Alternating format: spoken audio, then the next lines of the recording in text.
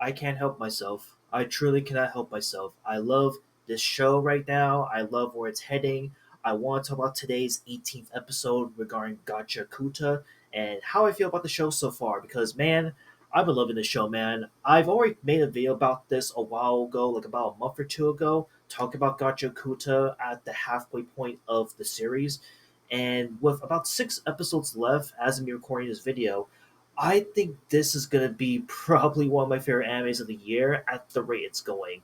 So, like I said, if you haven't saw my first video covering Gachiakuta, what it's all about, I'll leave a link down below so you can check it out. But I just want to say, these new episodes that have come out past the 12th episode have been amazing, have been phenomenal. And to more or less get caught up to like where we're at this point, it more or less is now taking place after the events of the first half of Gachiakuta, obviously. And now we're diving into a lot of what's going on between the Raiders clan and the Cleaners itself, and the origins of like what the Raiders are. I guess in what I'm seeing right now with these newer episodes, like what their intentions are in the first place, and we're seeing like hints and glimpses of that as we're introduced to brand spanking new Raider characters that are super menacing, super off-putting, and at times their art style and their design are just so goddamn amazing. It just so damn stylish that I swear to God, this might be the weirdest comparison to make. Like it's remind me of like the characters from JoJo's Bizarre Adventure. I don't know what to really compare it to at this point because the character designs that we see with each new character in this show is either outlandish or just overall like really cool. Like again, there's so many cool moments to really talk about, and there's two moments as of right now that I want to highlight as like there's some as these were moments that are like highlighted super well and has really good fight sequences, a lot of great charismatic voice acting that I'm just like blown away by. And also, I just gotta say, shout out to Mori Calliope for the opening theme song for the second half of Gachiakuta with Let's Just Crash. Her performance on that opening theme song for Gachiakuta is like actually really good. Normally, I'm not like a huge Mori Calliope fan, sadly, honestly, but this one she fucking crushed it, man. I love the opening theme song of the second half of Gachiakuta. It's amazing. But going on to the highlights here, let's talk about Zonka versus Jobber longer.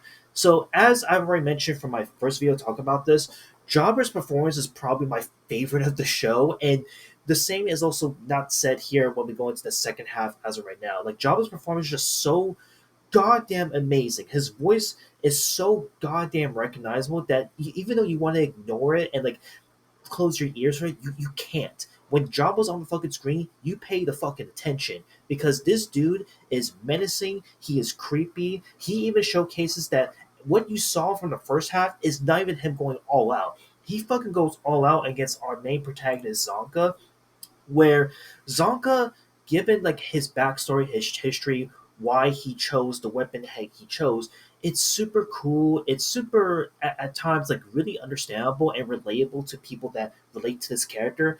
And again, the voice actor who voices Zonka, absolutely crushed it. Absolutely amazing. Again, the fight sequences between these two are phenomenal and stellar, and it unfortunately ends in such a way that is like man, like it's super bittersweet.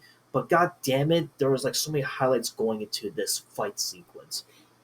And then we gotta shout out another fight sequence with two other main characters, with Rio and our this new raider that we had never seen before with Norde Hugh Almanzo, if I pronounce her name correctly.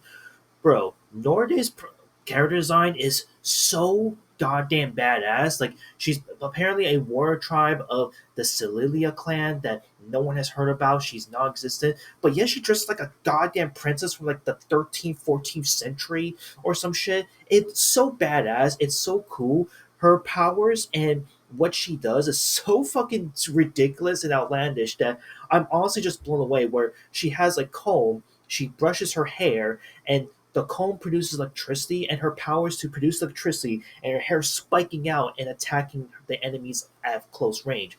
But she also is like super elite at close combat because she is a warrior at hand. Whereas Ryu, who is like the exact opposite, where her main instrument, if you remember from the first half of Gachiakuta, which is her big ass pair of scissors, uses that and adapts to her surroundings. But now with this one warrior that actually is able to like easily reflect what she's able to do, it's crazy. Like, how is she gonna figure it out? How is she gonna solve it?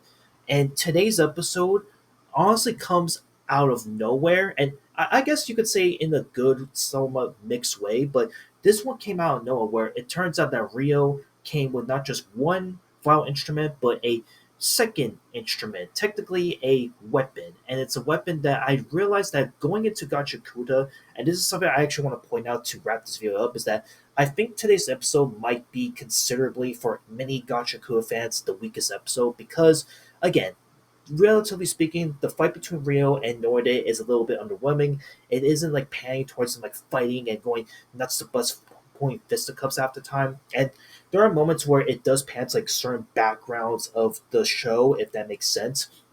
But even still, what the moment that when Rio pulls out um, her secret weapon to defeat Norde, which I don't want to spoil for the sake of spoiling for anyone who hasn't watched this episode, it really changes the whole perspective of Gachiakuta in such a way that makes me wonder, like, man, we've noticed that every character up until this point has used melee weapons or hand-to-hand combat, or sometimes a weird violent instrument that you would never think of, like one of the characters that uses her glasses as her violent instrument.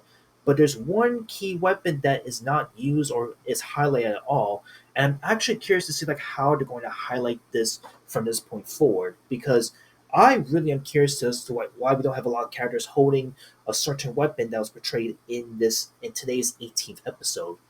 And again, overall, Gachiakuta is still amazing. I'm still loving it. I'm still absolutely still like strapped in my seat here, waiting for the next new episode because it's so good. It is so entertaining, and I cannot wait to talk about the rest of the show once it officially wraps up by the end of this year. And yeah, just wanted to simply rant and talk about Gachiakuta and praising the hell of it because it's been great. It's been amazing.